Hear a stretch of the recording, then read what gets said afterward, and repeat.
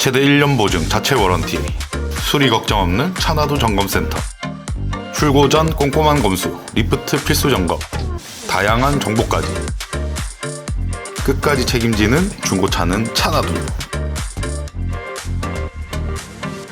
안녕하십니까, 차나두 이시안입니다. 중고차를 구매하시고 좀 문제가 있어서 궁금하신 걸 물어보실 겸 하소연을 하시는 고객님의 전화가 있었는데 제가 꼭 강조드리고 싶은 게 있어서 이 영상을 올립니다. 일단 중고차를 구매하시는 분들은 절대 간과해서는 안 되는 게 시운전과 리프트입니다. 그 두 가지 잊으시면 안 돼요. 내가 중고차를 사러 갔는데 시운전을 안 시켜주고 리프트를 안 띄워준다, 안 사시면 됩니다. 볼 것도 없어요. 자신이 없고 뭔가 차에 문제가 있을 소지가 많기 때문에 안 띄워주고 검사를 안 하는 겁니다. 일단 영상 한번 보고 오시죠. 선생님 안녕하세요. 저 다름이 아니고 상담드리겠어서 전화 좀 드렸는데요. 어떤 분이실까요? 제가 그 수원에서 중고차를 한 대 구입을 했는데요. 네. 시세가 맞나 싶어서요. 네, 선생님, 그거는 시세가 네. 중고차는 너무 다양하기 때문에 저희가 알 수 없고, 지금 그런 것 때문이잖아요. 당연히 사지 않았을까. 근데 그거를 만약에 안다고 하더라도 기분만 나쁘실 거예요. 저도 무슨 얘기인지 알 것 같아요. 그냥 잘 샀다 생각하시고 타시는 게 제일 좋아요. 시세는 너무 다양하기 때문에 잘 샀다 안 샀다는 판단이 힘들고, 네. 실제로 똑같은 차더라도 시세 대비 비싸더라도 그만큼 차가 좋을 수도 있거든요. 그러네. 차를 실제로 봐야 되는 거고. 그러면 금액은 네. 제가 됐고요. 시간 조금 괜찮으시면 한 가지만 더 문의 좀 드릴게요. 네네, 말씀하세요. 3월 1일 날 거기 수원 그 단지에 가서 차를 구매했고요. 티볼리를 구입을 했는데 저희 아들 첫 차를 사줬어요. 네. 샀는데 이제 상품화 작업도 워낙에 안 돼 있고 막 그래가지고 이제 3월 4일 날 탁송을 받기로 하고 스크래치 같은 것도 너무 많고 이래서 이제 상품화 작업을 해서 보내주기로 했는데 그냥 보내줬더라고요. 거기서 저희가 집 인천이니까 이제 탁송을 받아가지고 차를 운행을 하는데 정차했을 때 딱딱딱딱 소리가 나는 거예요. 그리고 나서 핸들을 틀면 막 쇠가 갈리는 소리가 계속 나요. 그래서 그거를 딜러한테 얘기를 했더니 이제 성능 보증 보험에서 할 수 있는 거는 해준다고 하더라고요. 그래서 그 딜러가 뭐 어느 카센터로 가라 이래서 갔는데 그게 소모품이라고 안 된다고. 네. 그러면 어쩔 수 없는 건가요? 어쩔 그 수 없죠. 소모품 한 40만 원 정도 얘기하더라고요. 뭐가 나가는데 그래요? 벨트부터 시작해서 벨트 안 할 것까지. 근데 이제 왜 그러냐면 너무 처음에 너무 잘해줘가지고 제가 그냥 시운전도 안 해보고요, 떠보지도 않고 그냥 이렇게 구매를 한 거거든요. 그렇게 하시면 안 되는데. 제 잘못도 있죠.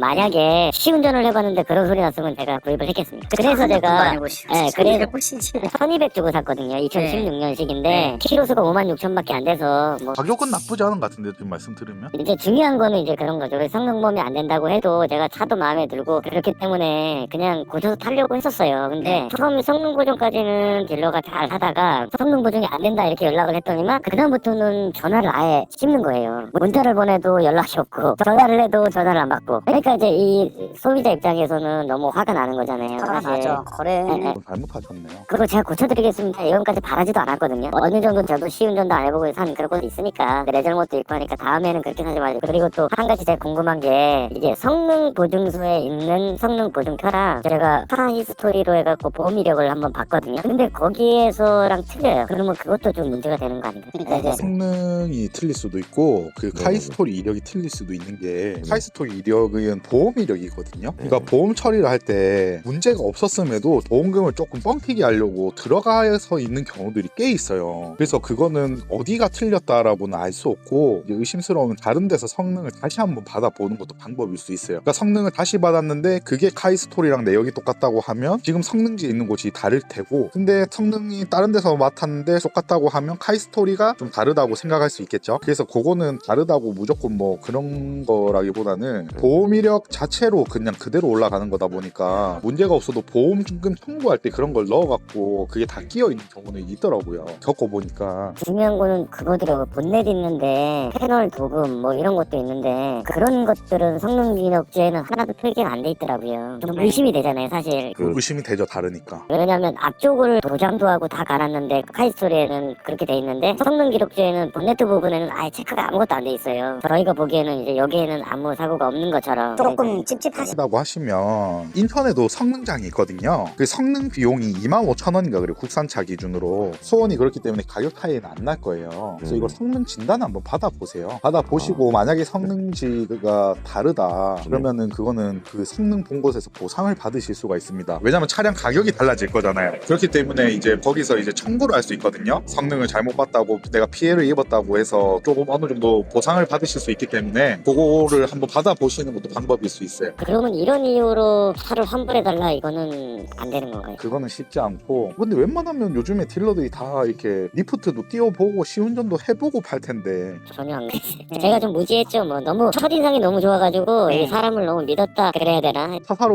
오셨는데 인상 쓰고 그럴 사람이 어딨어요. 다시 한번 통화해보시고 문자라도 나와보세요. 그러니까 이게 뭐 다 해달라고 하는 거 아니고, 아까 40만 원 나오셨다면서요. 절반 정도 좀 지원해주면 안 되겠냐. 내가 사서 며칠 안 되고 그런 거 아니에요? 바로 그냥. 그러면 그런 건 좀 어느 정도 해달라고 하면 그 사람도 뭐 그냥 나쁜 놈이 아니면 뭐 어느 정도는 또 연락 오든지 답장 드리든지 하지 않을까요? 어차피 고쳐서 타면 제일 좋은 거는 사신 분이 제일 좋거든요. 그래도 자꾸 연락 안 되고 이러면 그냥 대먹고 잘 살아 하시면 될 것 같아요.